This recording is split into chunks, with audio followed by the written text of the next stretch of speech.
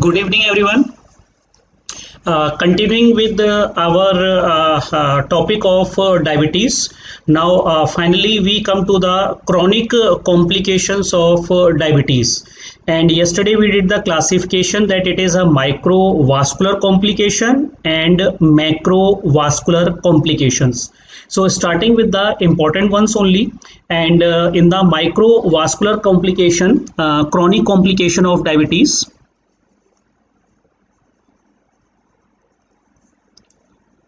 Complication. It is neuropathy.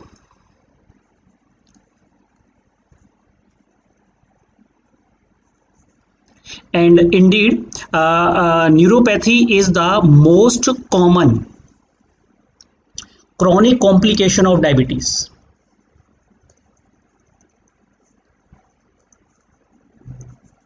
Chronic complication of diabetes is the neuropathy. Now let's see what are the types of the neuropathy which is seen in diabetes. That is the classification of the neuropathy.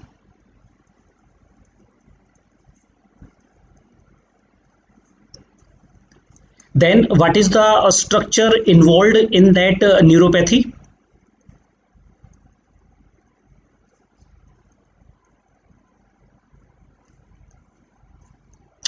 Important clinical feature of that neuropathy, including the symptoms or maybe signs or examination finding and the management of that neuropathy. So under four headings, that is classification of diabetic neuropathy, structure involved, clinical feature and treatment and the treatment. Now, coming to the, there are three types of, broadly speaking, three types of the neuropathy. Number A is a diffuse neuropathy.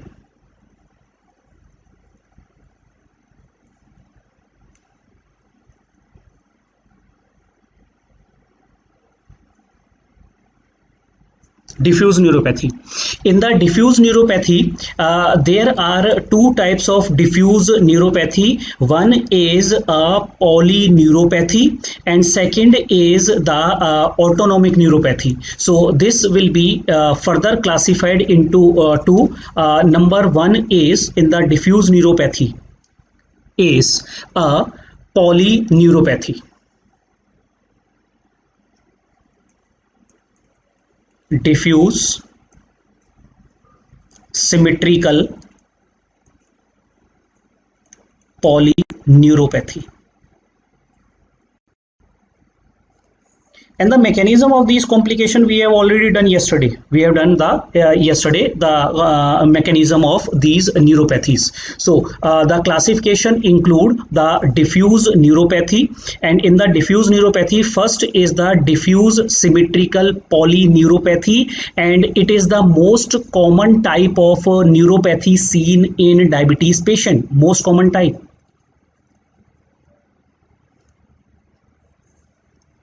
It is further classified into two groups, diffuse ki which nerve fiber it is affecting. So if it is affecting the small nerve fiber,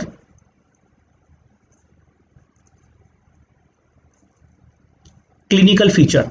So the structure involved is a small nerve fiber. It is a small nerve fiber. So this is the first slide only. We have just started with the classification of the neuropathy. Classification of the neuropathy. So it is a diffuse neuropathy, diffuse symmetrical polyneuropathy. It is affecting the small fiber. The clinical feature of small fiber neuropathy is it carries the pain and temperature sense. So there will be clinical feature, there will be pain or numbness will be there. So pain or numbness in the small fiber neuropathy, or there can be loss of temperature sense.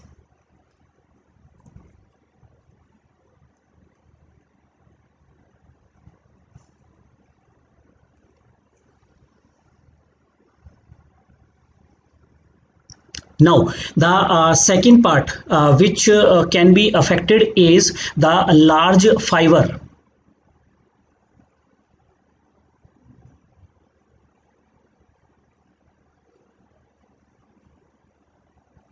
Large nerve fibers. So, when the structure involved is the large nerve fiber, patient will have a decrease vibration and position sense.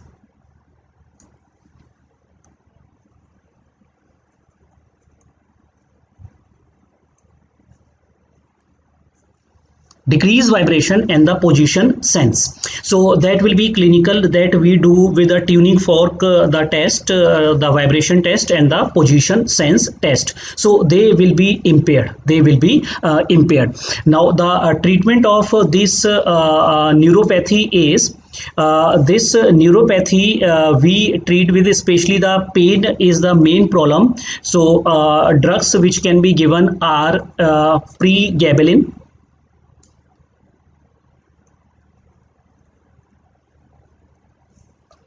or duloxetine,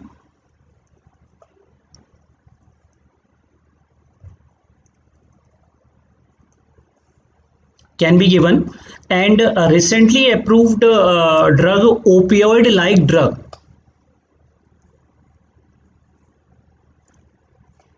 tapentadol.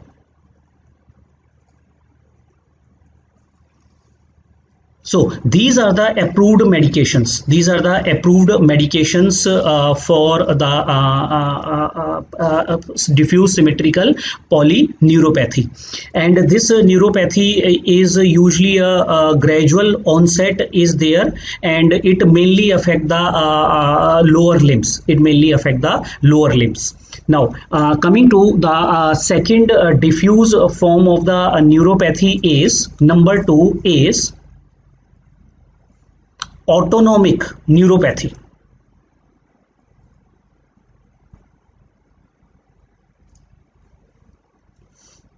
How does this neuropathy occur? Yesterday we did in details the mechanism of complications of the diabetes in the yesterday class. So autonomic neuropathy.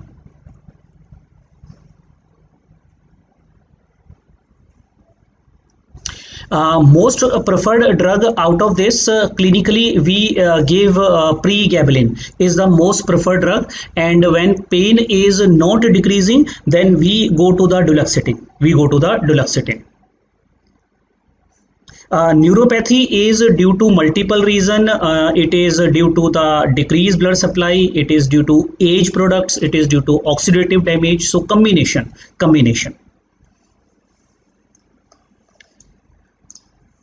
This treatment is mainly for the pain, and of course the diabetes control is must. Now come to the autonomic neuropathies. So autonomic neuropathy, the structure involved is both, it affect both sympathetic as well as parasympathetic.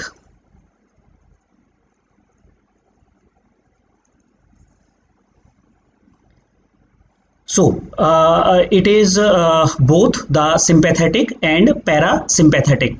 Dose of the pregabalin is, remember, pregabalin is not used for prophylaxis. It is for the symptoms only. It is 75 milligram to 300 milligrams. Starting dose is the 75 milligrams. Now, so it affect both the sympathetic and the parasympathetic fibers which are affected, and depending on the organ system of the sympathetic and parasympathetic, patient will have different manifestations. Like in the cardiovascular system, if there is sympathetic damage, there will be postural hypotension.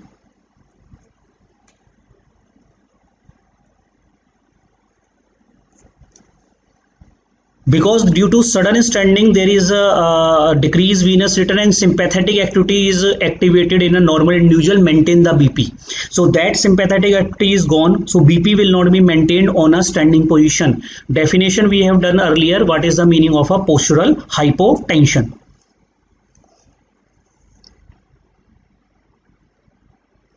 Pathogenesis of neuropathy we have done above, we have done in yesterday's class. You can see very well yesterday's class we have done the causes of the microvascular and macrovascular injuries. Now coming to the postural hypotension, cardiovascular system is affected here. Cardiovascular system is affected here, while if there is the GIT which is affected, so the system which can be affected is cardiovascular, then GIT will be affected. So in the GIT, both the sympathetic and parasympathetic manifestation in different individual will be seen. Different individual will be seen. So there can be diarrhea. There can be gastroparesis, both.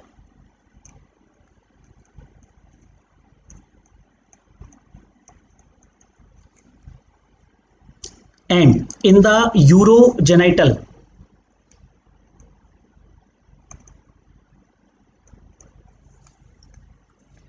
it is the erectile dysfunctions.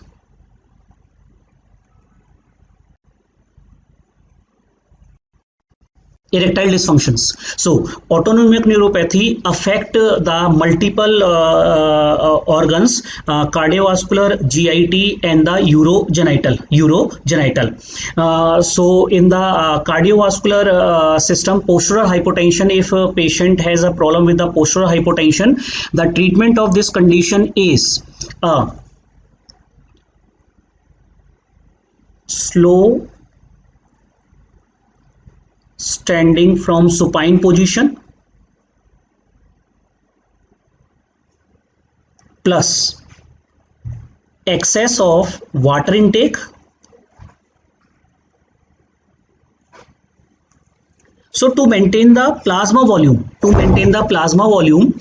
because if there is a low plasma volume, then it will also trigger the postural hypotension. Now we can also give alpha agonist.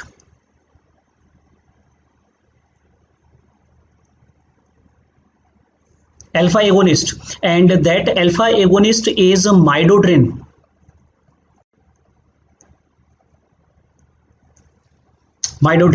If a patient has these complaints, patient will classically say कि I am getting the dizziness while standing suddenly from a sitting position or from a supine position.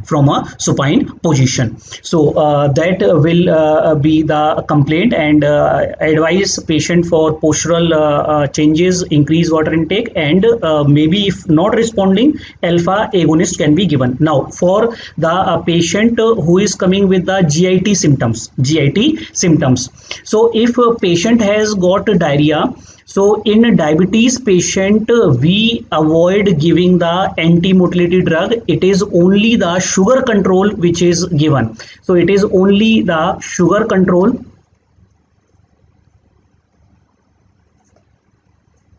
and look for if it is due to metformin.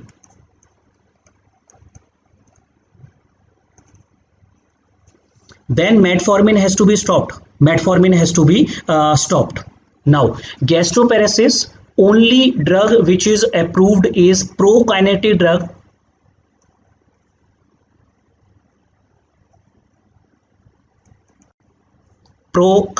drug.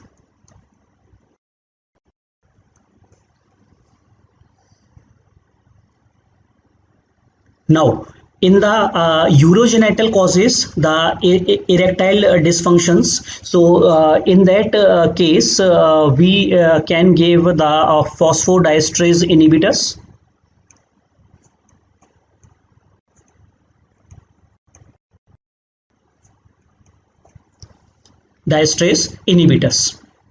Now, one of the very crucial and important autonomic dysfunction which can cause problem is hypoglycemic unawareness. That is a very important complication due to these sympathetic and parasympathetic involvement. So what will happen? There will be hypoglycemic unawareness, and of course that will be the sympathetic being damaged. That is due to the sympathetic being damaged, hypoglycemic unawareness, because when hypoglycemia occur, patient will have these palpitations, tremors of the hand, so sweating, excessive hunger. These are the hypoglycemic symptoms. So patient will have those unawareness. So therefore what we have to do if patient has these hypoglycemic unawareness, number one thing, practical point, keep HbA1c targets slightly high.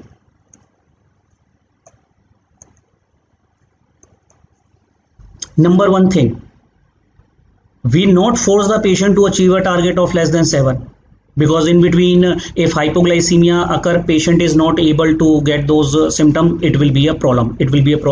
Neurological coma, seizures, they can occur. Now the second thing, to manage this patient, what we do, we will advise the patient, if patient can afford, is the sensors. So advise continuous glucose monitoring sensors. So these glucose monitoring sensors, they are put in the arm. They have a probe, and very simple device, very small device is there, and they check the glucose, but it is a interstitial glucose which roughly correspond to the blood glucose. So they check the interstitial glucose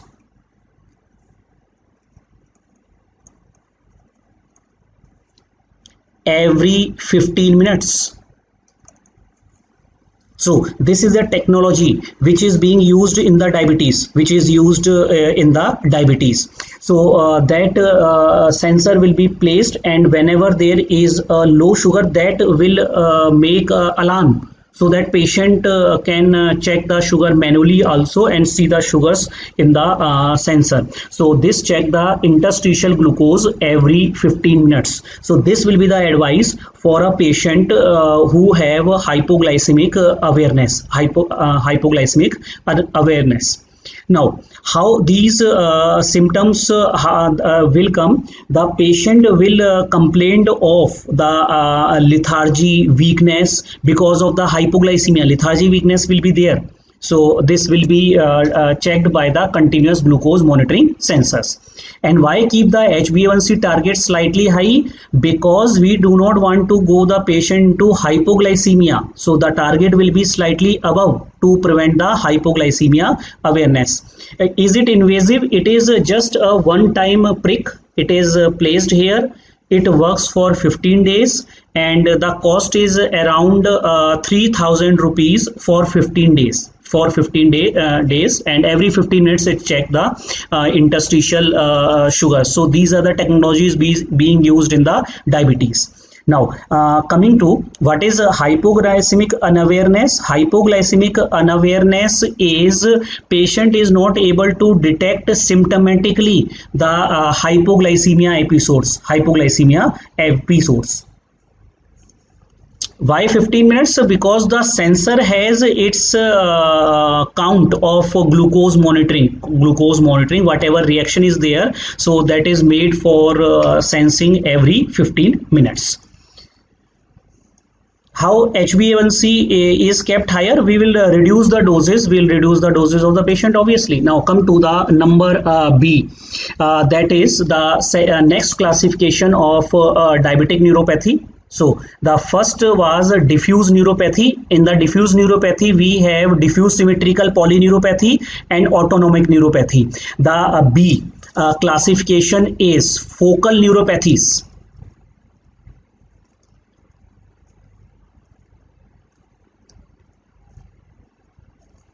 Focal neuropathy. So the focal neuropathy is the isolated nerves are affected. Isolated nerves are affected.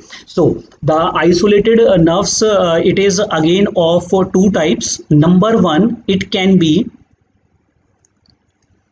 a mononeuropathy isolated.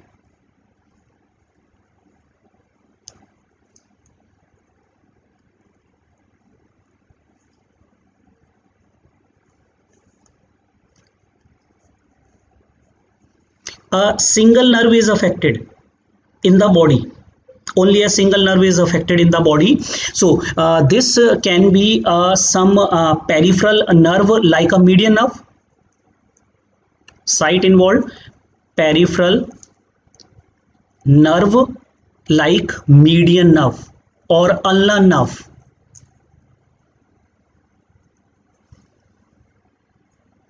Ulnar nerve.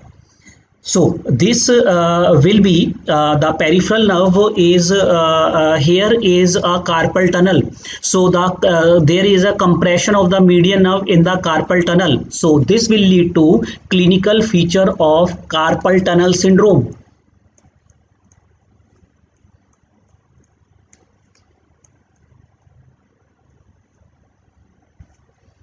So pain and paresthesia in the distribution of the nerves. So this will lead to the pain and paresthesias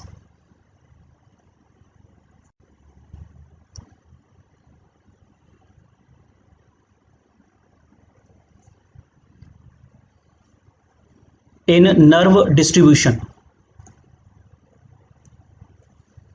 In the nerve distribution. So this is the isolated neuropathy. Peripheral nerve can be involved or the cranial nerve can be involved. Cranial nerve can be involved. So or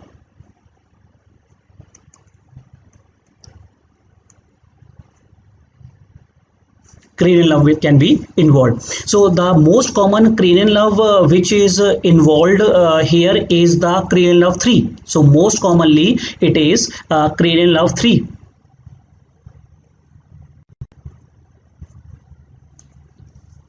And the feature of this cranial nerve 3 which is involved is the ptosis.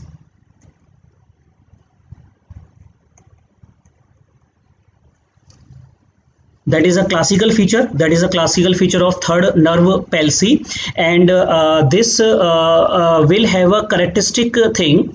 The cranial nerve which is involved is due to the vascular supply is reduced in the nerves. So this is due to ischemia.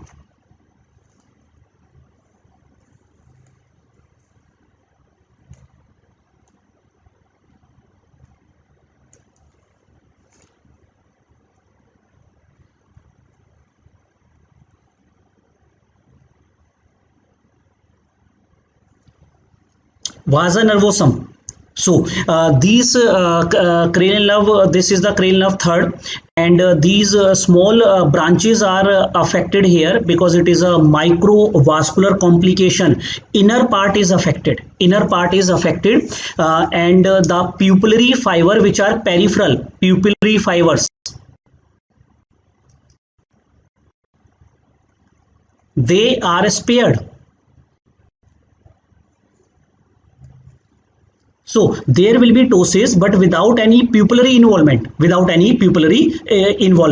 So pupillary sparing will be there. This is a classical feature of the cranial nerve involvement 3.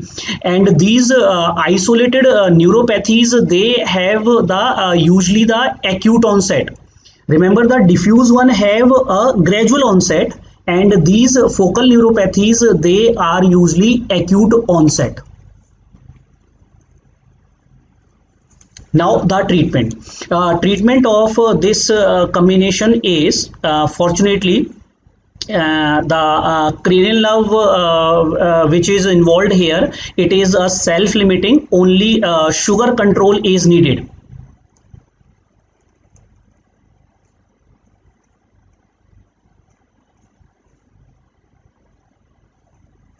Glucose control is needed. Glucose control is needed. And the carpal tunnel syndrome, again here it will be glucose control. If it is not improving with glucose control, then other options can be, there can be a splint which can be used, or decompression.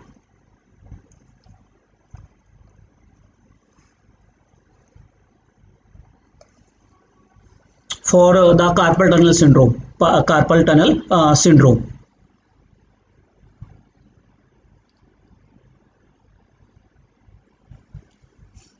Now the second type of focal neuropathy, second type of the focal neuropathy, it is known as mononeuritis multiplex. Indeed, diabetes is the most common cause of mononeuritis multiplex.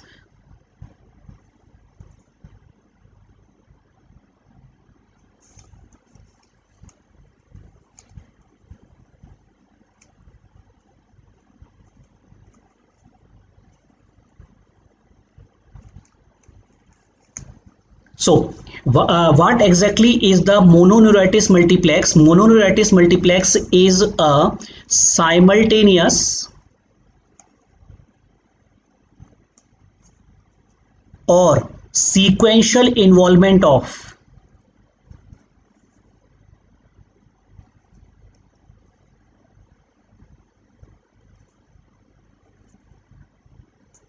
non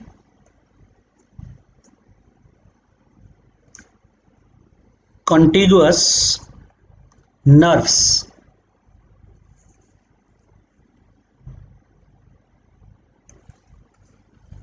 Mononeuritis multiplex, it is a simultaneous or sequential involvement of non-contiguous nerves. Now, what is the meaning of the non-contiguous nerves? Non-contiguous nerves, example, like say C7 nerve is involved,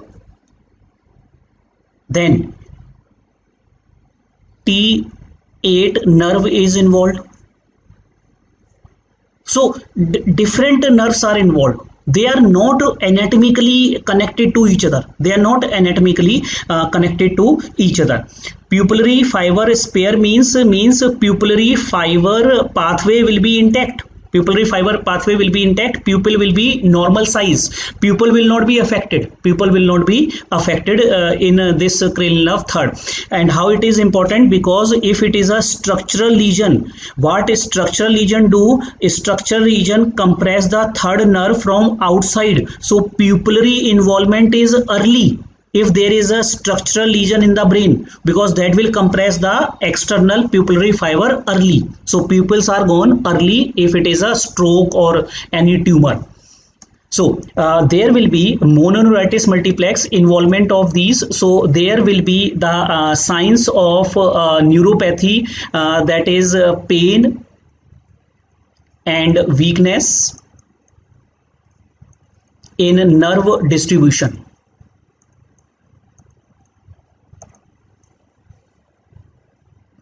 Nerve distribution.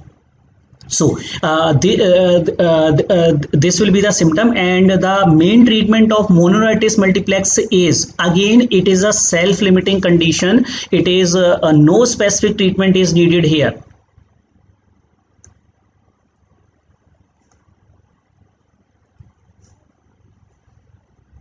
Glucose control is needed. And the third classification of the neuropathy, so that will be C, that is radiculopathy.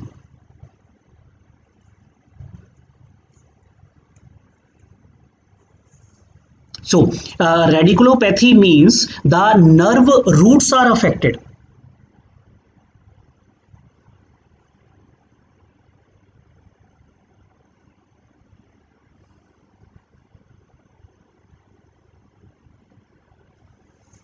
So the radiculopathy is the structure involved is the nerve root.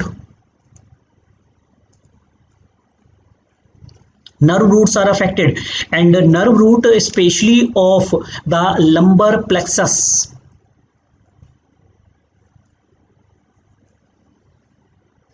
Lumbar nerve roots are affected, lumbar, and these nerve roots they carry both the motor as well as the sensory fibers. So what will happen in this case, there will be in the distribution of the lumbar nerves, pain will be there, plus very importantly muscle weakness will be there, especially of proximal muscles. So radiculopathy, nerves are affected, and there will be a pain in the distribution, but the characteristic effect is the muscle weakness. Muscle weakness will be there, and this is also earlier known as this radiculopathy was also earlier known as diabetic amyotrophy. And there is a query hypothesis that there is some role of autoimmunity which exactly is not known.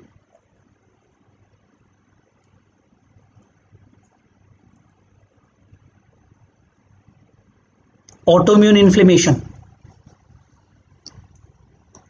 So this is known as the radiculopathy or diabetic amyotrophy.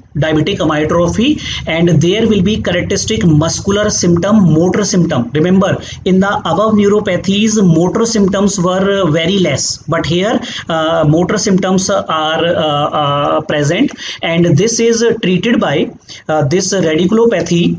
Treatment is not only the glucose control, but also there is a role of MCQ also, there is a role of steroids or intravenous immunoglobulin because of the autoimmune inflammation.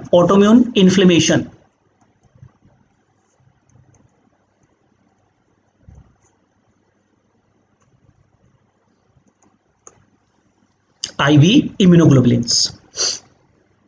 Why both the symptom? Because nerve carry both motor fiber as well as the nerve roots carry both the things, sensory as well as the what is the meaning of proximal? Proximal means the flexors and extensors of the hip joint muscles.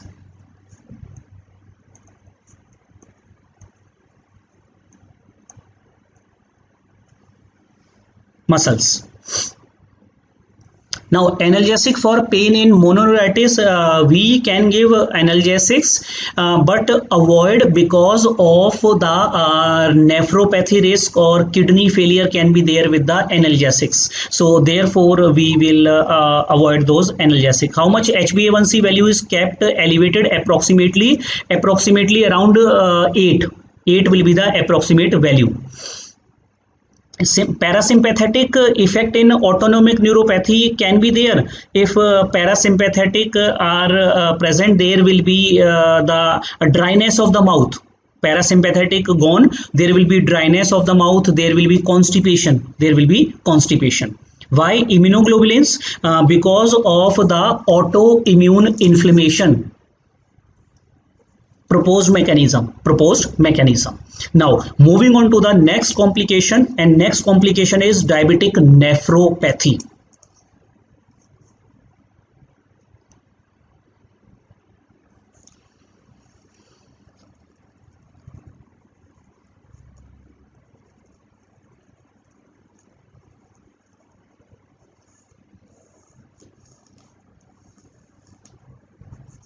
So diabetes nephropathy has five stages of progression. Five stages of progression. So the five stages of progression here will be, so again we will make five stages of diabetic nephropathy. Stage 1, it is known as the stage of hyperfiltration.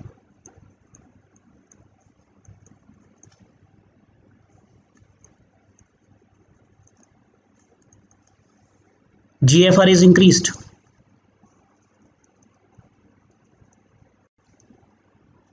GFR will be increased. So this GFR, when it is increased, it will lead to serum creatinine reduction. There will be a low serum creatinine. Stage of hyperfiltration is the first stage. So when it develops, so duration after diabetes diagnosis,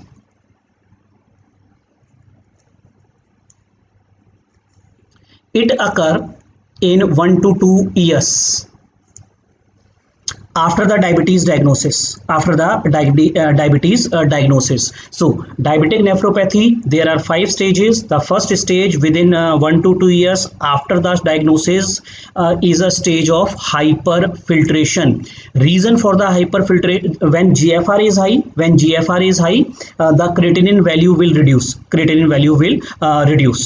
Duration to occur neurological complication from the diagnosis is variable. It can be at presentation of diabetes, or maybe after 5 years of diabetes. There is no time relation with neuropathic symptoms. Now the stage of the hyperfiltration.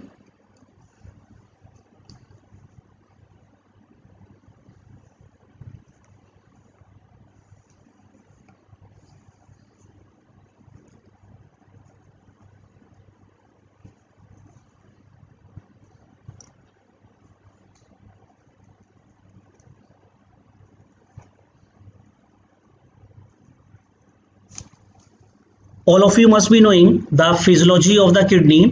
Afferent arteriole. If afferent arteriole dilate, GFR increase. So if afferent arteriole dilate, GFR increases. This is a physiology. Now what happens in uncontrolled sugar values? The glucose is excreted in the tubules. So this is a proximal tubule.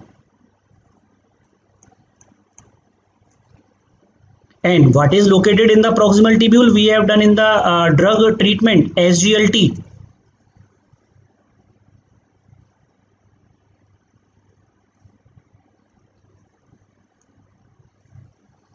All of you must be knowing sodium glucose co-transporter. So there will be absorption of glucose back into the blood, and there is absorption of sodium also.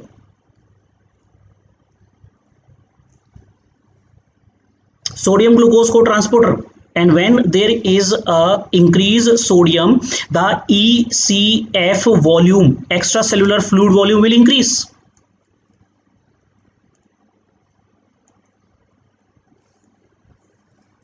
Now what will happen when extracellular fluid volume will increase? The atria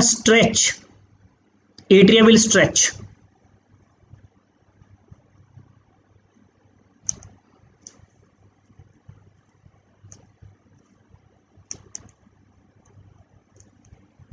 And from the atria, natriuretic peptide is released as a compensatory mechanism for natriuresis. So ANP release. Now in the table of physiology, molecule which causes afferent arterial dilatation, and one of the molecule is ANP. So ANP causes afferent arteriolar dilatation. GFR increases.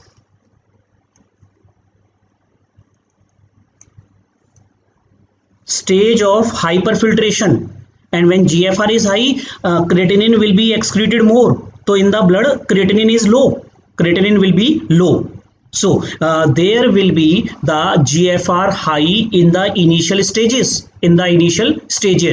So remember, if a diabetic patient comes to you very happy, look doctor, my creatinine is low, my kidneys are working over, so my kidneys are working fine. So you tell the patient, welcome to nephropathy. So it is not a good sign in diabetic patient. If creatinine is low, it is not a good sign. It is the entry of nephropathy. And diabetes is the most common cause of CRF, chronic renal failure, overall and in India also. Now, what is the mechanism we have done? The mechanism of the hyperfiltration is this mechanism. Now, what is the treatment? The treatment of this stage is the glucose control. And absolutely, this is a misconception that most of the doctor prescribe ACE inhibitors. So there is no role of ACE inhibitor if there is no hypertension. So in this stage, there is no role of ACE inhibitors or ARBs if blood pressure is normal.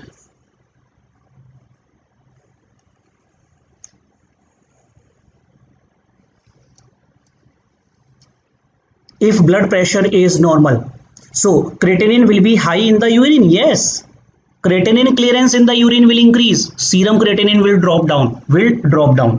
Now this is the first stage. Now let's come to the second stage of diabetic nephropathy.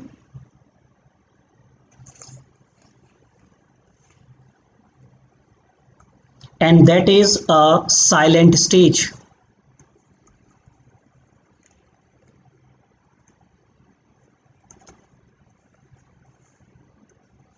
Duration after diabetes diagnosis, mechanism. So the duration is 5 years after the diabetes diagnosis. 5 years after the diabetes diagnosis. Now the silent stage, what happens that there is the glomerular basement membrane thickening.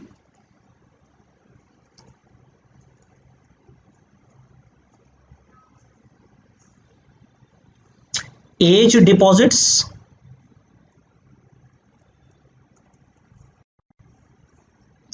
will make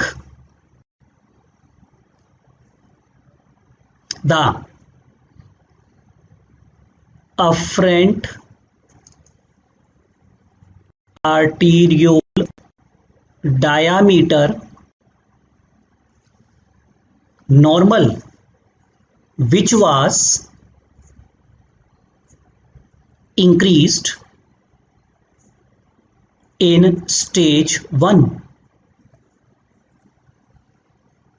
So understand this, in the stage 1 the diameter was increased, and on that increased diameter, if you deposit the age products, so diameter come back to the normal limit.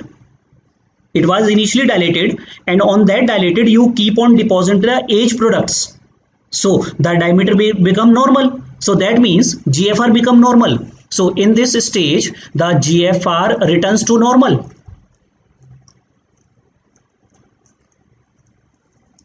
As a result, serum creatinine normalize.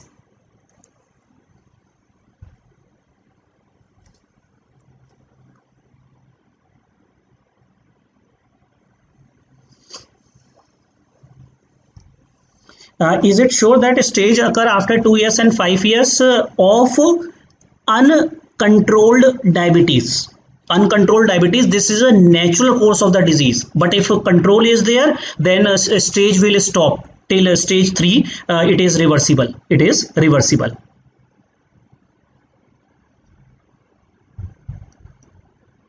So the stage 2, 5 years after the diagnosis, mechanism is glomerular basement membrane thickening and age deposits. So what they will do, they will make the afferent arteriole diameter normal, which was increased in stage 1. Which was increased in stage 1. So GFR will return to the normal values. And remember, if previous reports are not available, this stage can't be diagnosed. So if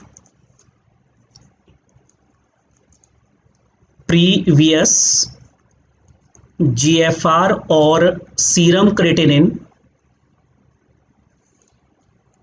not available, diagnosis can't be made. Only biopsy will tell us, but otherwise the diagnosis can't be made. Diagnosis can't be made. Now coming to the treatment. So the treatment here is again the glucose control and no role of ACE inhibitor.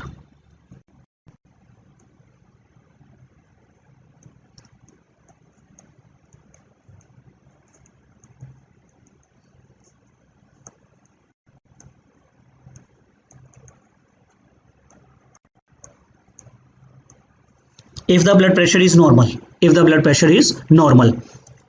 So therefore when we started with the management of the diabetes, I made a table how frequently the GFR should be done in any patient. On the first visit, GFR should be done, creatinine level should be done, so that at least we have a baseline value of these parameters for every diabetic patient. So coming to the stage 3, and stage 3 is the most important stage.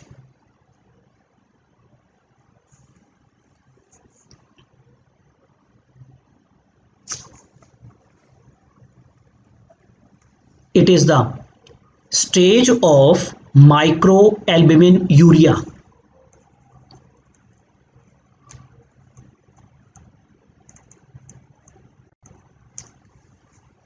Now it is known as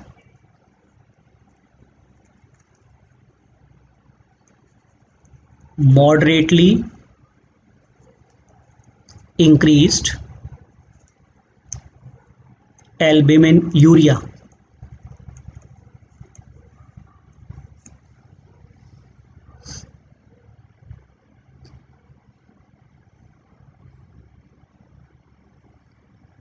So the stage 3 is the stage of the microalbuminuria. Microalbuminuria means the albumin excretion of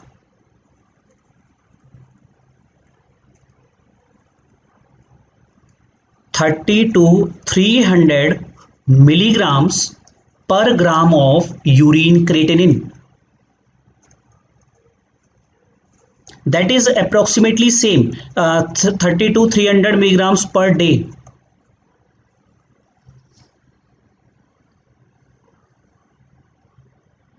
So microalbuminuria is the excretion of this quantity of albumin into the urine, and remember this is not detected on urine dipstick. That is an unfortunate thing. So this level is not detected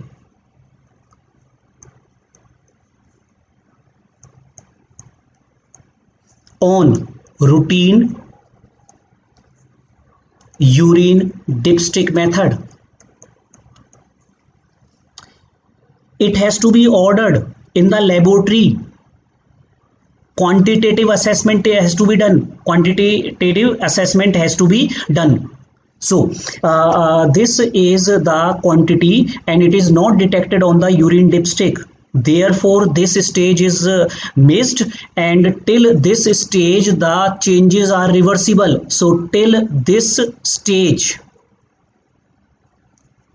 changes are reversible.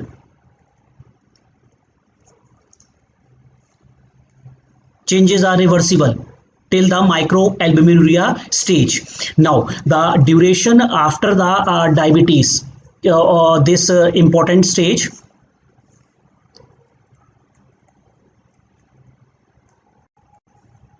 duration, it is 10 years after diagnosis. And again I am telling, it is the uncontrolled sugars which can lead to this. And the mechanism, of the microalbuminuria is, all of you must be knowing that normally glomerular basement membrane is negative charge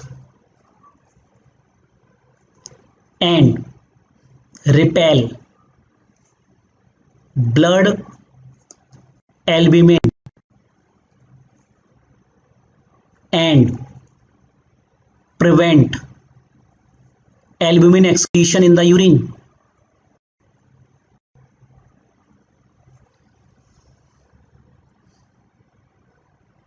So GBM is negatively charged.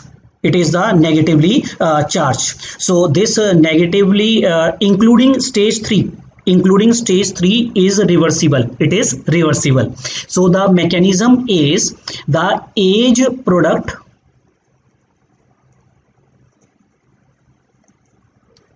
binds with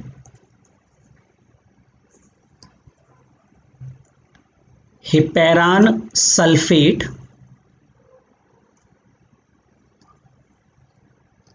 this is responsible for, so this is responsible for negative charge on GBM. So there is a molecule heparan sulfate, and that is responsible for the negative charge of the GBM. Prevent the filtration of the albumin. So age bind with this heparan sulfate, decreasing the negative charge of GBM, and protein filtration will start. So there will be, it binds with the heparan sulfate and decreasing negative charge of GBM.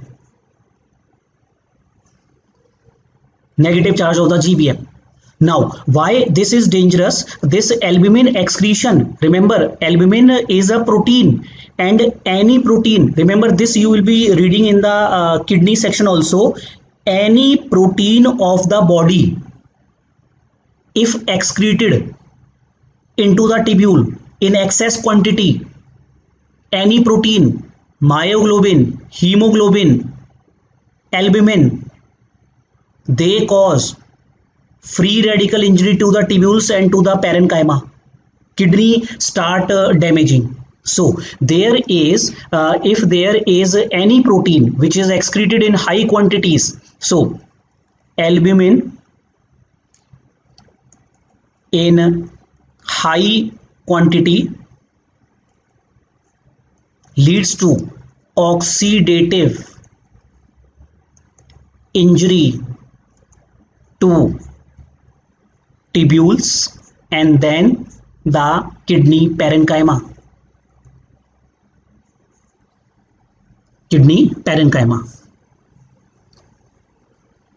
So this is the mechanism how the albumin excretion is damaging to the kidney. Because it causes a oxidative injury to the tubules. Now coming to the treatment of this stage. So the treatment is not only the sugar control, glucose control is must, plus ACE inhibitors or ARBs. Even if blood pressure normal, so here is a role of ACE inhibitors. So ACE inhibitors should be given when there is a albuminuria. But how they help? How will they help? So remember the action of ACE inhibitor and ARB is they lead to the dilatation of efferent arteriole.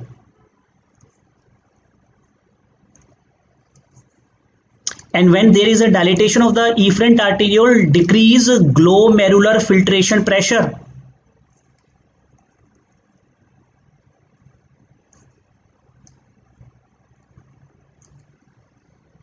So filtration pressure from the glomeruli is reduced, and as a result,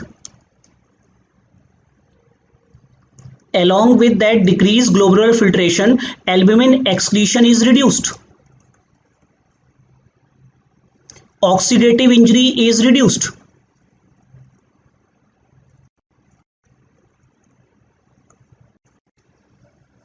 Yes, GFR will reduce. GFR will reduce. Now you will ask the question, why we are giving ACE inhibitor when they are causing a low GFR? They are deteriorating the kidney functions. So why we are giving? So remember, here the benefit is much more than the risk. So the ACE inhibitor, why they are giving, we are giving, because the benefit is much more than risk of low GFR.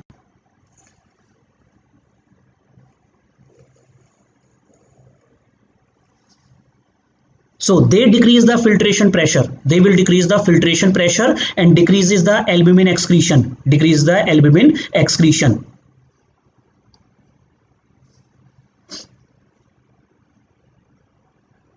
Why they are not used in stage 1 and stage 2? They are not used in stage 1 and stage 2 because there was no albuminuria. So in their stage 1 and stage 2, the risk will be more than the benefit.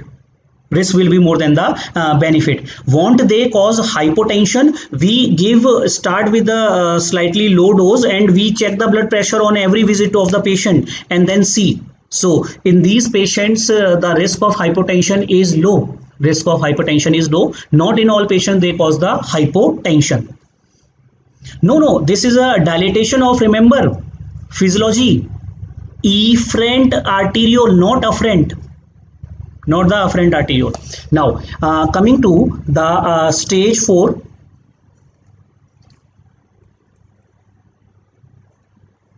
Stage 4.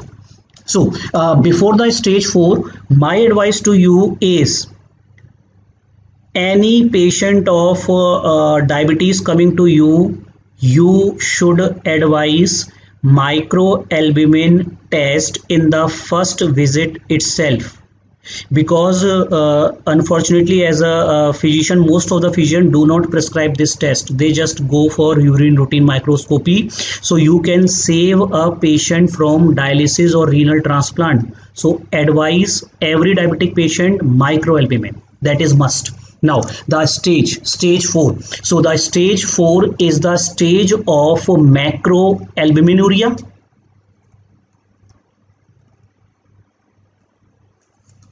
now known as severely increased albumin excretion.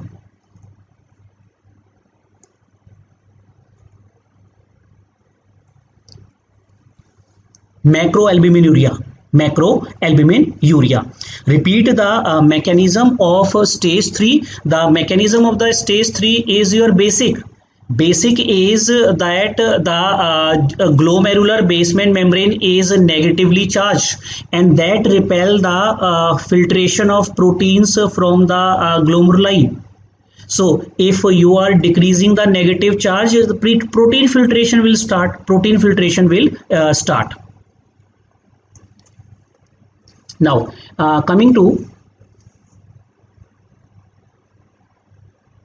stage 4. Stage 4 is the stage of the what about the GFR and creatinine in stage 3? So complete that phase. So in the microalbuminuria stage, because of the kidney damage, GFR starts to decrease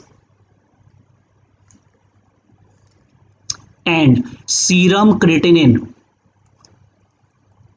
starts to increase.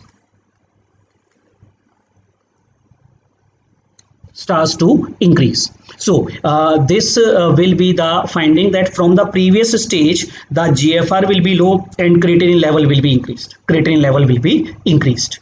Now coming to the stage 4.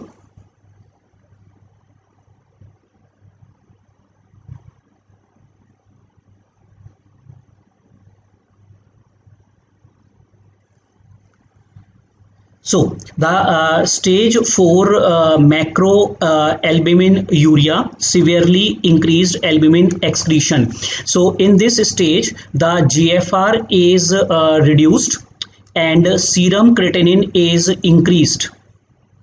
Duration after diabetes. Mechanism treatment.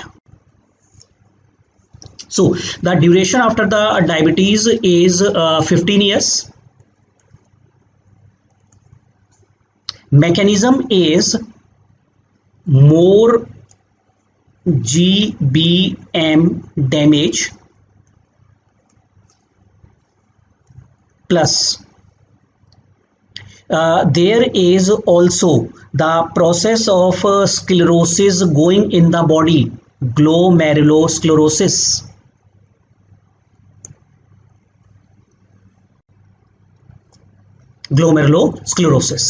So there is a more GBM damage and there is a glomerulosclerosis, and the treatment of this condition is again a glucose control plus ACE inhibitors or ARB. But unfortunately this stage is detected on urine dipstick, but unfortunately it is not reversible. Unfortunately it is not reversible. So macroalbuminuria, GFR will be reduced, serum creatinine will be increased. This stage not detected on the this stage is detected on the dipstick, but unfortunately it is not reversible completely. Duration of uncontrolled diabetes 15 years. And though we can give ACE inhibitor and ARB, they will slightly reduce the albuminuria, but not to the normal range, And the final stage of the nephropathy is the stage 4. Stage 4 is end stage renal disease.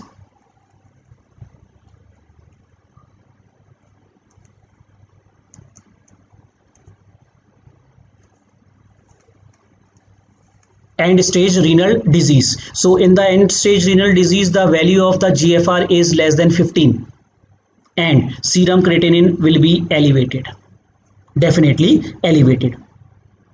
So this condition macroalbuminuria is more than 300.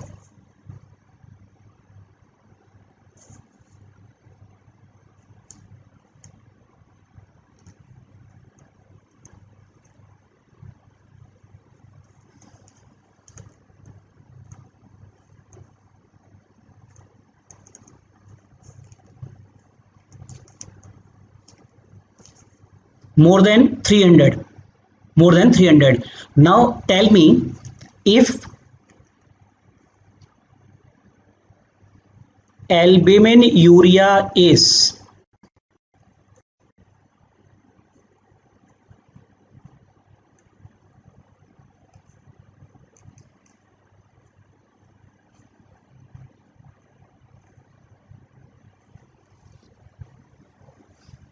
albumin normal range is less than 30, it is less than 30. So if the albuminuria crosses more than 3500, 3.5 grams, so this stage of albumin will be known as the nephrotic range. This is known as the nephrotic range. Now, why creatinine is increased? Because of oxidative damage in the kidney, oxidative damage, and GFR will start reducing. Now, come to the stage 5. The last stage is end stage renal disease, and the duration of the after the diabetes is 15 to 20 years. 15 to 20 years. And the mechanism is severe glomerulosclerosis. Severe glomerulosclerosis occur. Glomerulosclerosis means loss of the cells of the kidney. And treatment for this condition is unfortunately renal replacement therapy.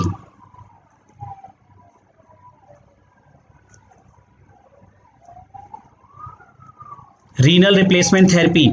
This renal replacement therapy can be either dialysis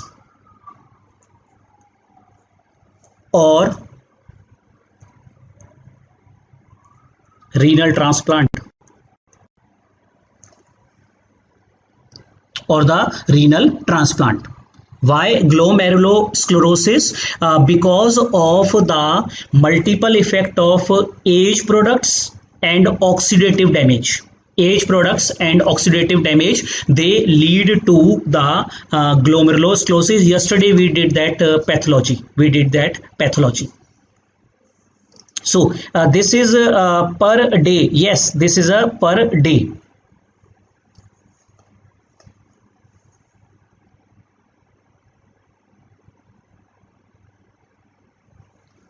Milligrams per gram of urinary creatinine.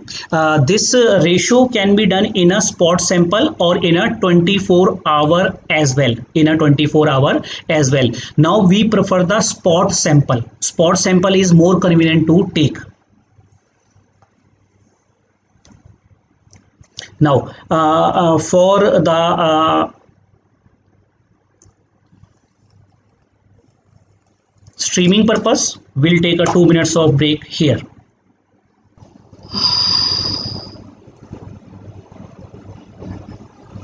So now moving on to the next complication, we'll not discuss the retinopathy because retinopathy is discussed in your ophthalmic classes.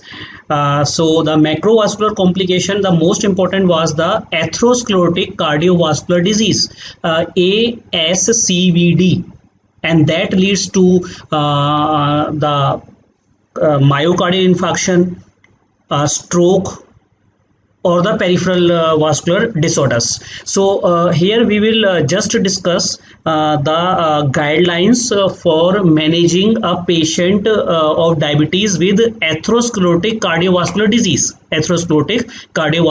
disease. Now coming to the recommendations. If a diabetic patient is coming to us with atherosclerotic cardiovascular disease, the number one point here is blood pressure control.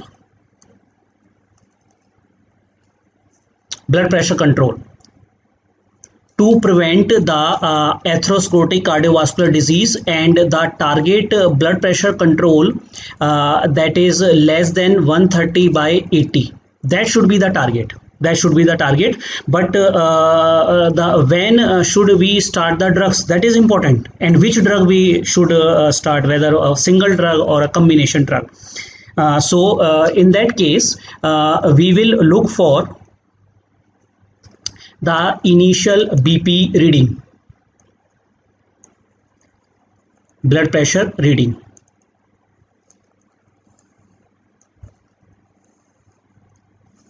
If blood pressure is more than 140/90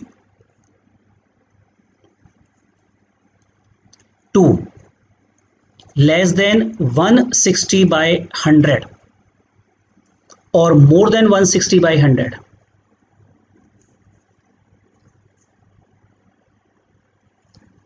so this is the BP reading where we are starting the drugs, antihypertensive drugs.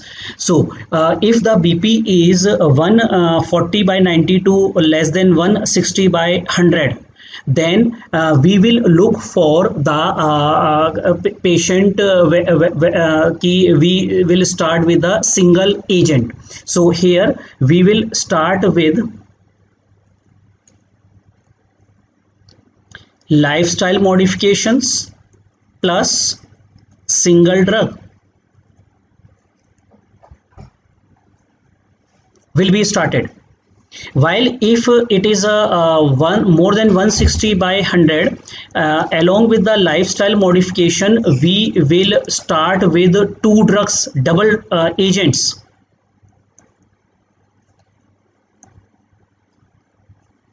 Two drugs. So first we have to decide which single drug is to be given or a two drug is to be given. Now which drug agent should be given? So remember, when we are choosing a drug, we always go for albuminuria.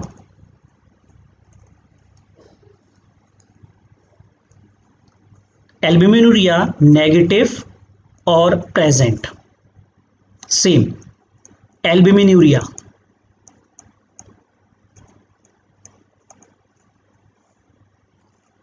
Absent or present?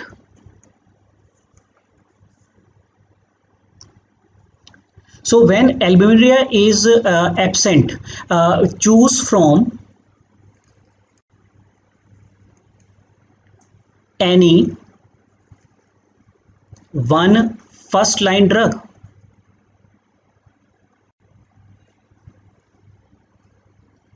Like ACE inhibitors or ARB, but they will be preferred. They will be preferred agent. Or we can choose CCBs or diuretic.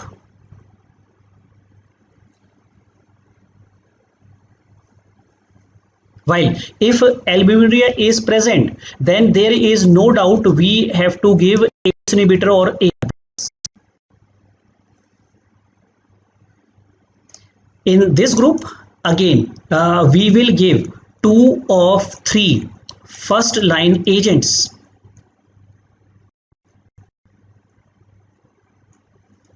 Two of the three first line agent we will give, because the BP is 160 100. And if albuminuria is positive, then we will give ACE inhibitor or ARB mandatory plus CCBs or diuretics, So this is a protocol of a patient of hypertension with diabetes coming to us.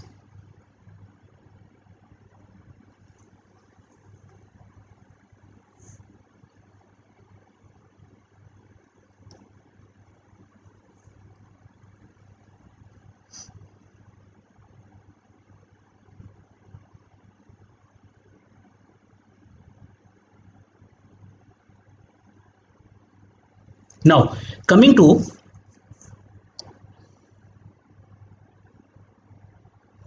the number 2 is dyslipidemia. These patients, diabetic patients, have high chances of the dyslipidemias.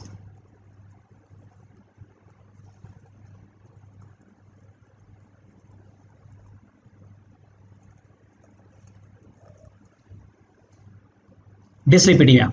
So the dyslipidemia, the most important dyslipidemia here is high triglycerides. It is the high triglyceride, the most common dyslipidemia, but HDL low, LDL high can be seen.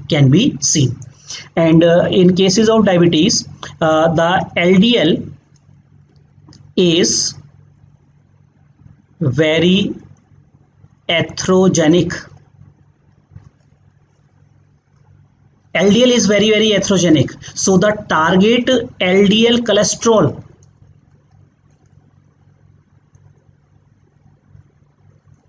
is less than 70 milligram per deciliter.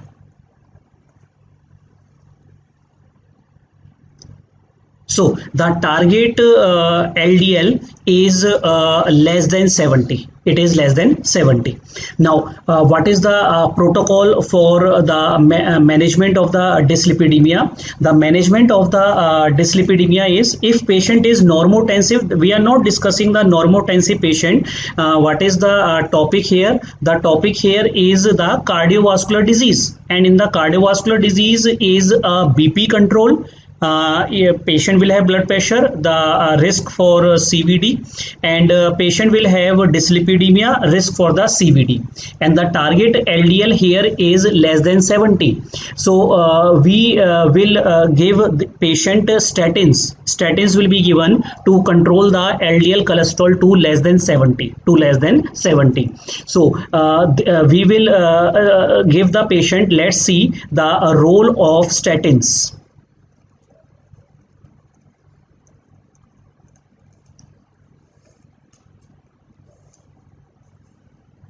Primary prevention, secondary prevention.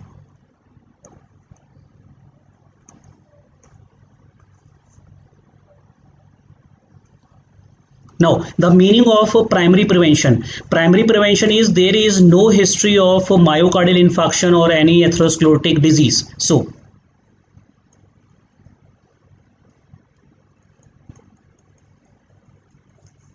and secondary prevention is we have to prevent the second attack of ASCVD.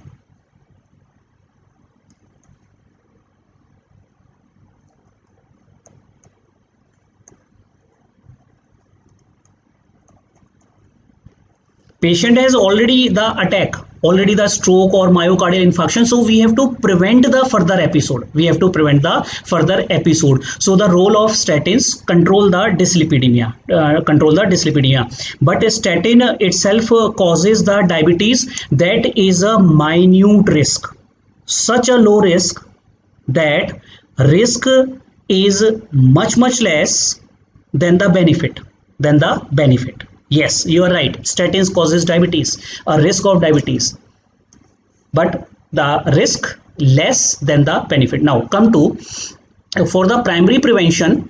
If the patient age is more than 40 years,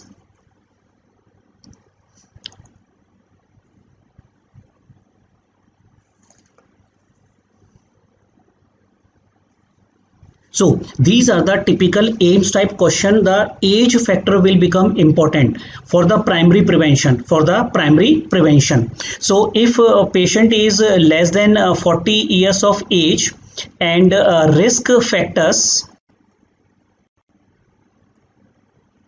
for ASCVD, they are absent, no statins. But if risk factor are present,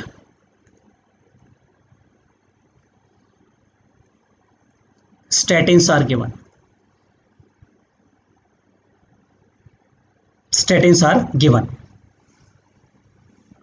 While if the age is more than 40 years, so here if there are less than equal to one risk factor present,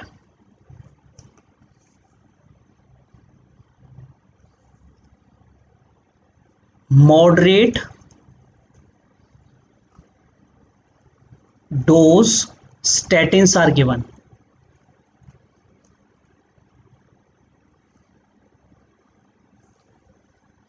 But if more than equal to 2 risk, then high intensity,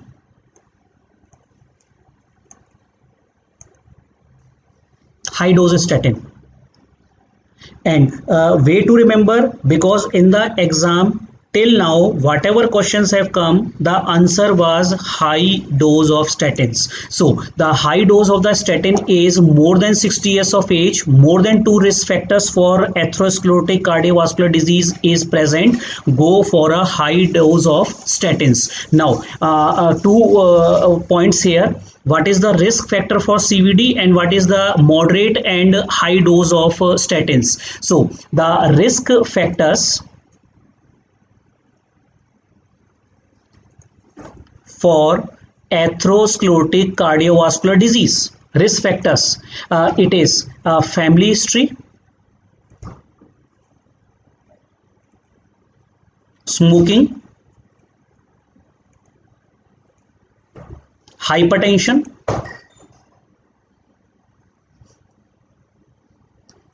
presence of albuminuria.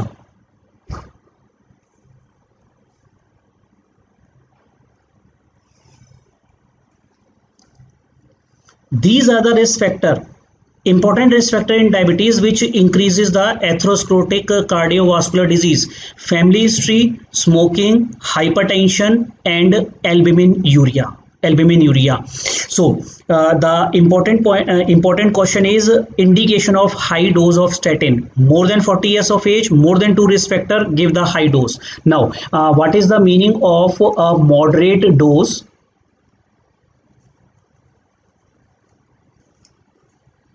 and high dose?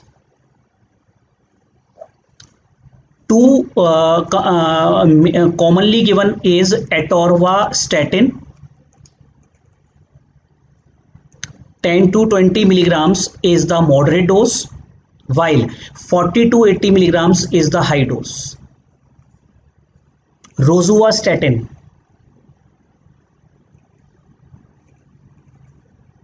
it is 5 to 10 milligrams low dose or moderate dose, and 20 to 40 milligrams high dose.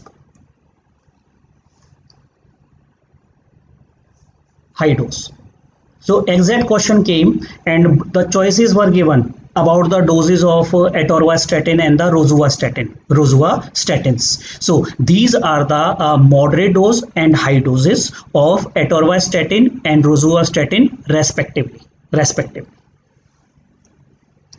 Now the secondary prevention. So in the secondary prevention, it is very simple.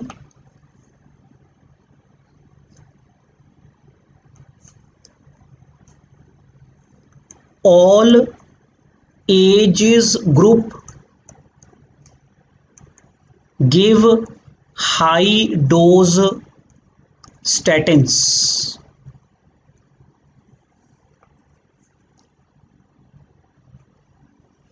Give high dose of statin. Clinical question was: a patient of diabetes has a recent myocardial infarction, cholesterol profile. So cholesterol profile was given, LDL was high. What will you give? Such practical question came. So answer is high dose of atorvastatin will be given, or high dose of rosuvastatin, because patient has already an episode of MI. So clear cut, all age groups, high dose of statins is given.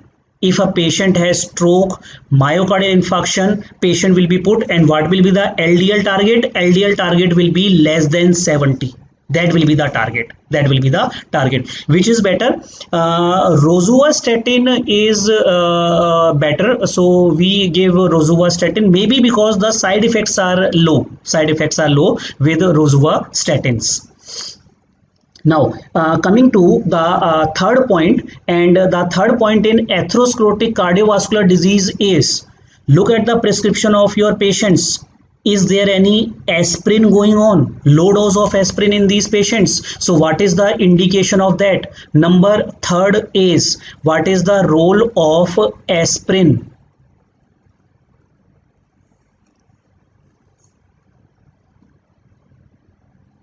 Antiplatelet dose, same. Primary prevention, secondary prevention. So secondary prevention, all patients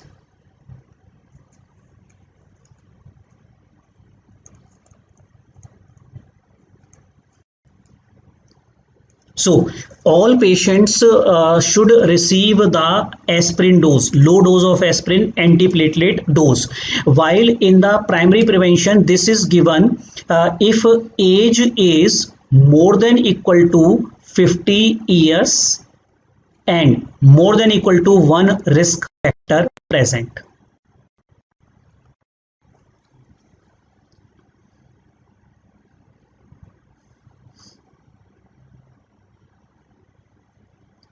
Age is counted as a risk factor? No, the effect of age is counted as a risk factor. effect of age is counted as a risk factor.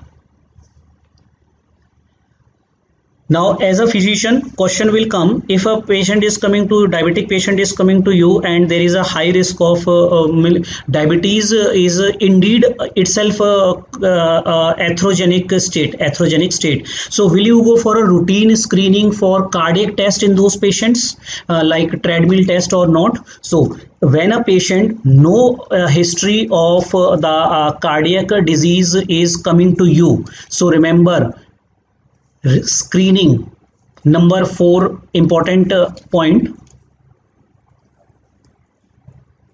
screening for cardiac disease, that is ischemic heart disease. Answer, we will go for treadmill test.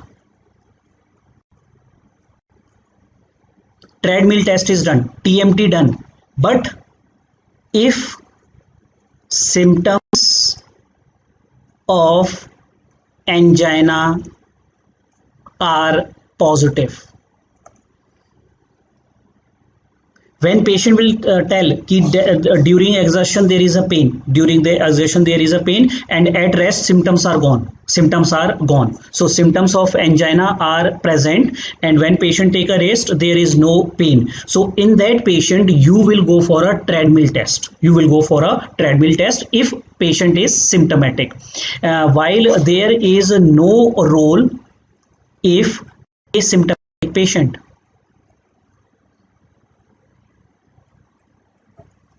No role of the TMT. Stress echo is alternative, but that is less sensitive than the treadmill test.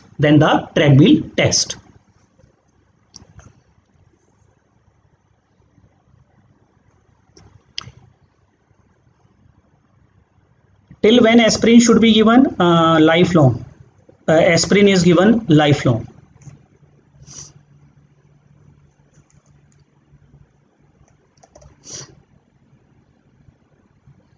Now, moving to the last topic of, so we are done with these complications. These are the important medical complication, and some of you told me about the topic of hypoglycemia. Some of you told. So hypoglycemia, we have some time left, so in another few minutes we'll just discuss the topic of the hypoglycemia, mainly related to diabetes. So our last topic, so we are done with the complications.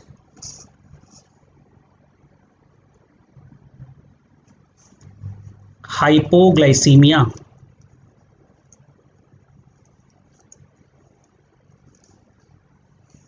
Classification.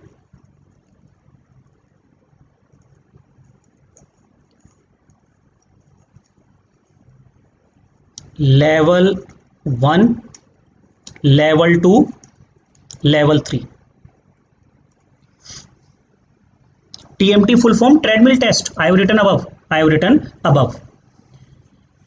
Now, the hypoglycemia is classified into different levels.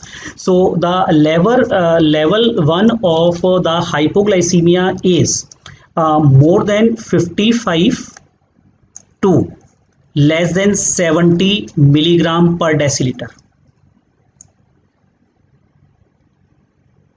and level 2 is less than 55 milligram per deciliter, and level 3 is altered sensorium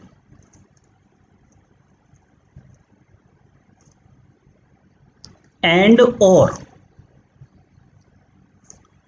physical status requiring assistance for treatment of hypoglycemia.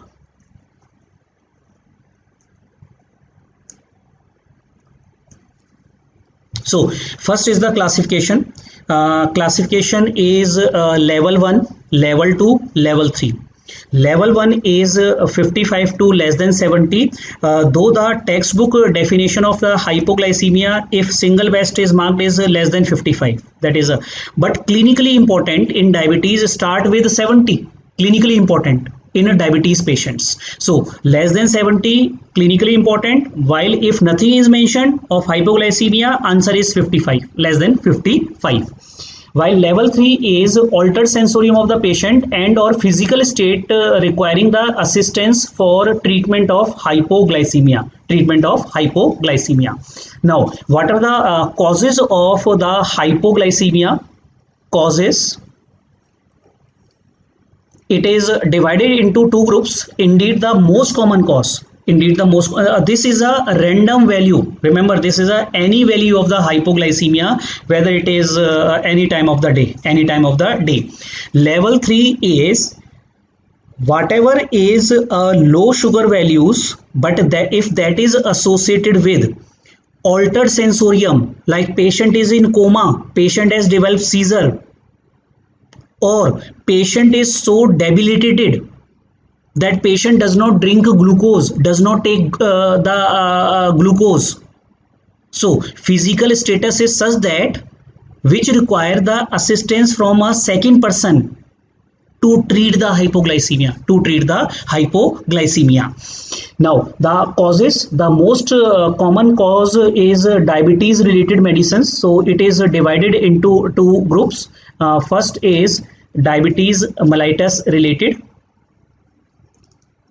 drugs, and those drugs are insulin, sulfonylureas,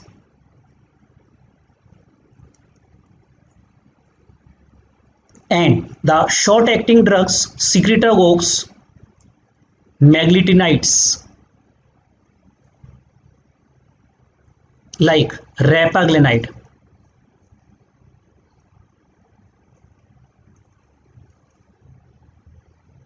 Like netiglinide.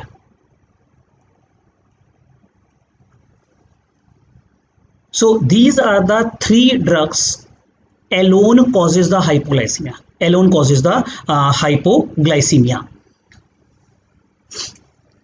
While it is non-diabetes mellitus related,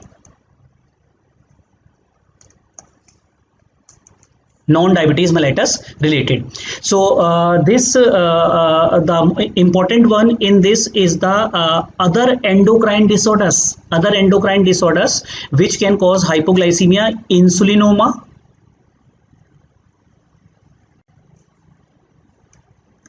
then Addison's disease,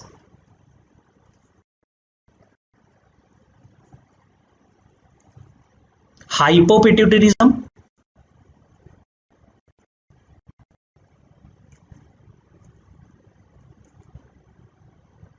and hepatic or renal failure.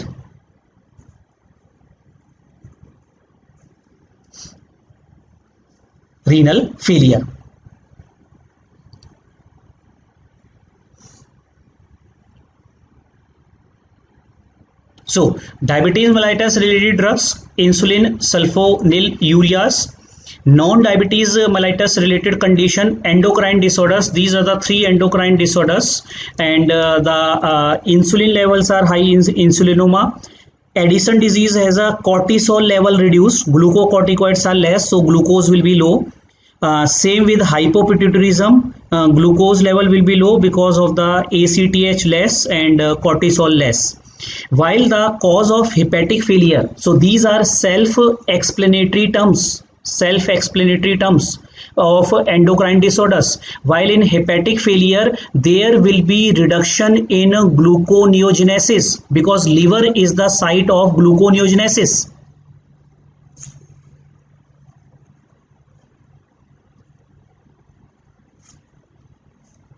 Renal failure, there will be decreased insulin excretion.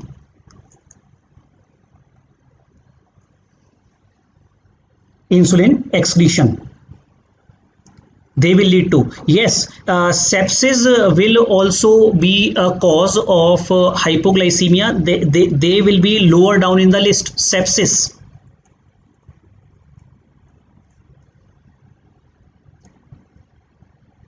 Importantly, paraneoplastic syndrome, MCQ, path MCQ.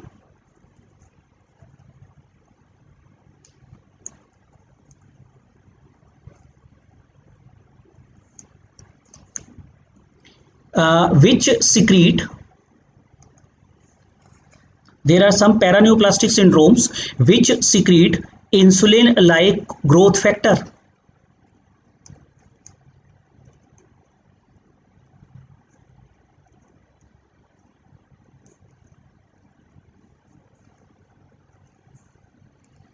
IGF-2.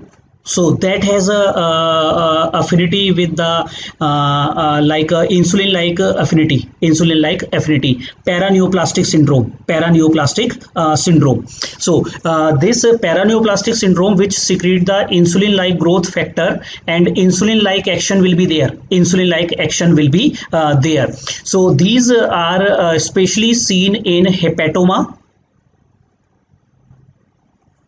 carcinoids,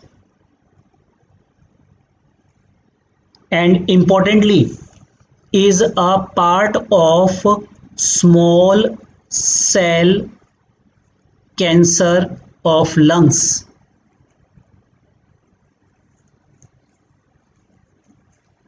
This question have come. The paraneoplastic syndrome of small cell lungs include hypoglycemia also.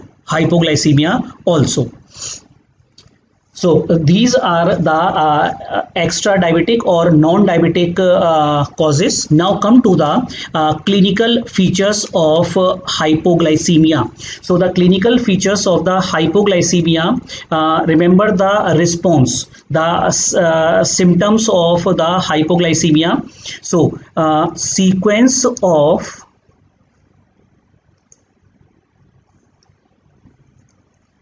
hormone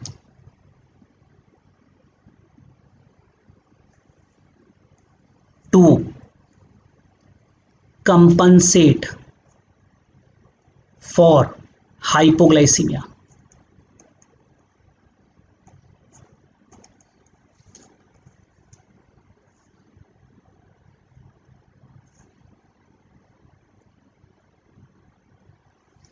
So the sequence of the hormones to compensate for the hypoglycemia.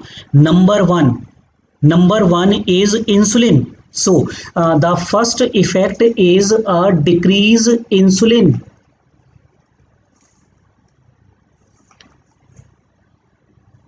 Followed by increased glucagon, followed by increase in epinephrine.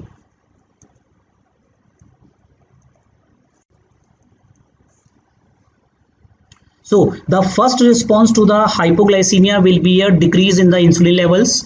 If that is not effective, then glucagon level will increase, and then followed by epinephrine levels will increase, and finally in the last the cortisol and growth hormone.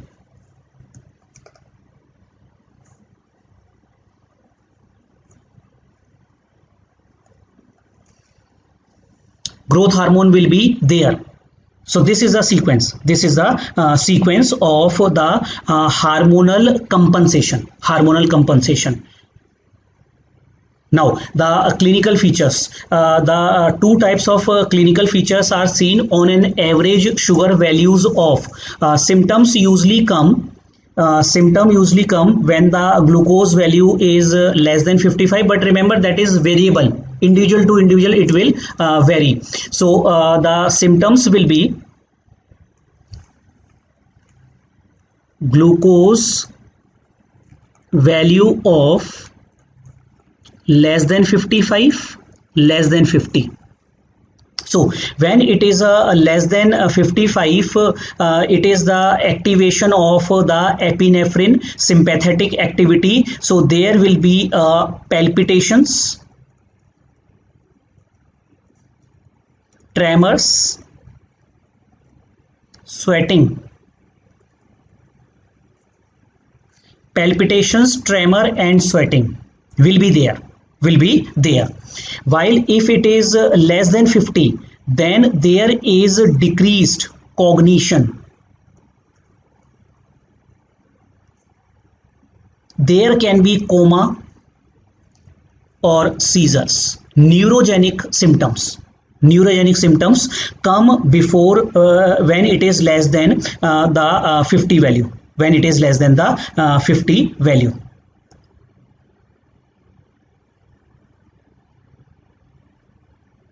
Yes, one more important point. Increase hunger as a compensatory response. Increase hunger as a compensatory response. Now, in cases of the investigation, the obviously history is very important. Drug history, what patient was taking. So with the help of that drug history, we can identify the cause is the drug induced. So but there are some investigation, and this investigation is to differentiate hypoglycemia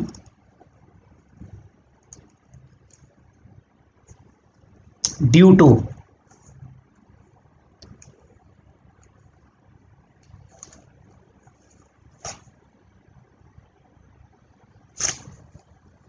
exogenous insulin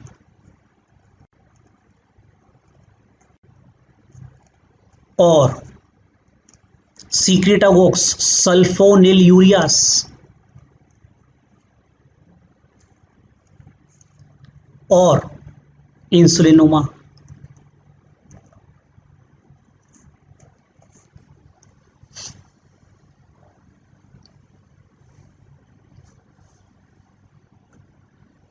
So clinical features, sign and symptom, I have combined as a whole. So remember to differentiate the hypoglycemia due to the exogenous insulin, sulfonylurea or the insulin. So in all these three conditions, insulin level will be elevated. This is a random value.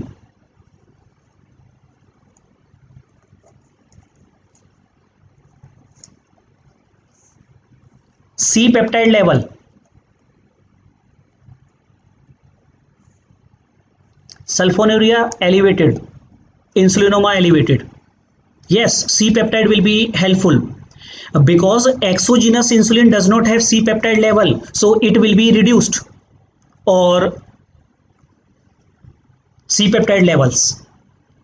So that means there is a problem between the sulfonylurea and the insulinoma. So the best way to differentiate between these two conditions, sulfonylurea and insulinoma, is the serum level of sulfonylurea will be high. So serum level of sulfonylurea elevated here. And for insulinoma, the serum level of sulfonylurea should not be there. That is an exclusion criteria if it is high. So serum level of sulfonylurea should be absent.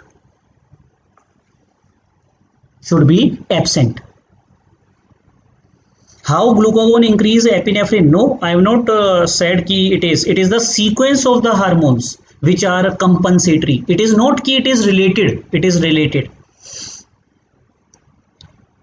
So these are the way to differentiate. Now come to what is the treatment. What is the treatment of the hypoglycemia, especially related to the drug induced? So diabetes, drug related.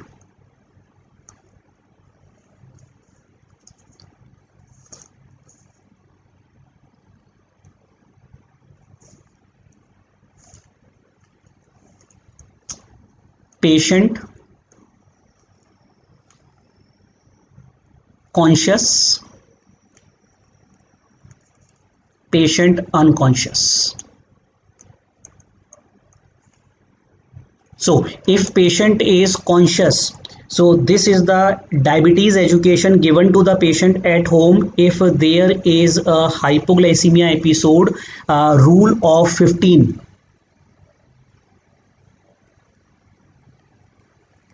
Should be followed by the patient.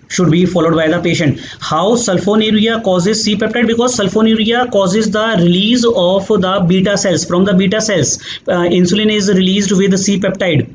So both will be released. Lecture 1, we have done the physiology. Now coming to the rule of 15. So rule of 15 says patient will take 15 gram of glucon D. Always advise the patient to keep glucon D at home because of the hypoglycemia, and check blood glucose after 15 minutes.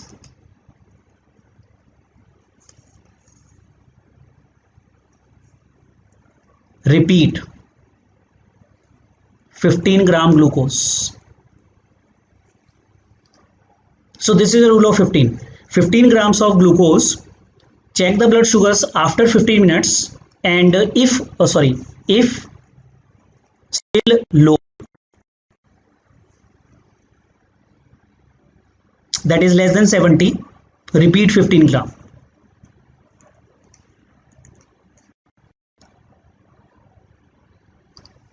Now unconscious. If the patient is unconscious, not able to take, so at home, very important, the caretakers, relatives at home, they will give 1 milligram of intramuscular glucagon, easily given, intramuscular. That has to be taught to the relatives, taught to the especially type 1 diabetes patients, and then immediately shift to the hospital.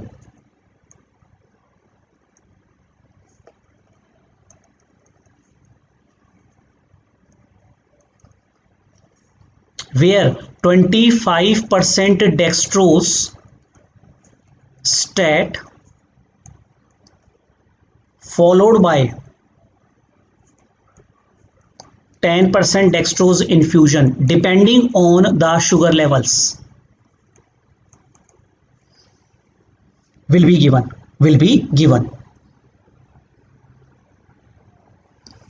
In exogenous insulin, C-peptide should be normal. It can be normal or it can be low. Why it is low? Because in type 1 diabetes or type 2 diabetes, if you are giving insulin, that means there is a deficiency of insulin in the body. Deficiency of insulin in the body means the insulin will be less and C-peptide will be less. Therefore, you will giving the insulin because of the absolute insulin deficiency.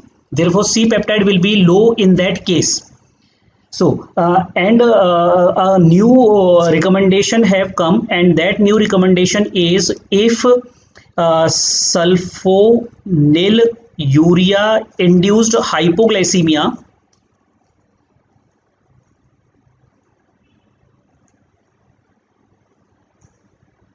then besides above treatment, there is a role of somatostatin analog, octreotide.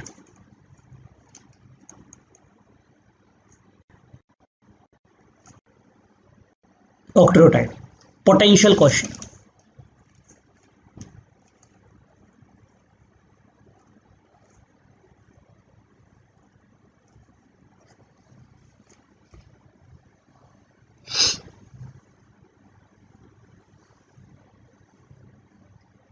Whipple's triad. So Whipple triad is the features Whipple's triad.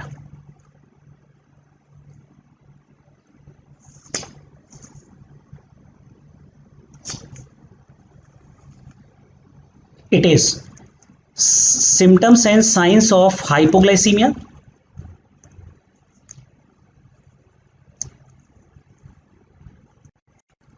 demonstration of plasma glucose low, and improvement with glucose intake. That is a Whipple's triad for hypoglycemia. Signs and symptoms: blood glucose, plasma glucose is low, and improvement with the glucose intake. That is known as the classical Whipple's triad. So with this, we finish with the topic of very important disease, diabetes, and nothing extra will be asked from medicine. Extra which can be asked is the pathological features like Kimmel-Still, Wilson nodule types, or details of age, products, etc. So that you should read from the pathology. So with this, if there is any doubts, so today we can discuss those doubts on the Facebook DAMS Club 2020.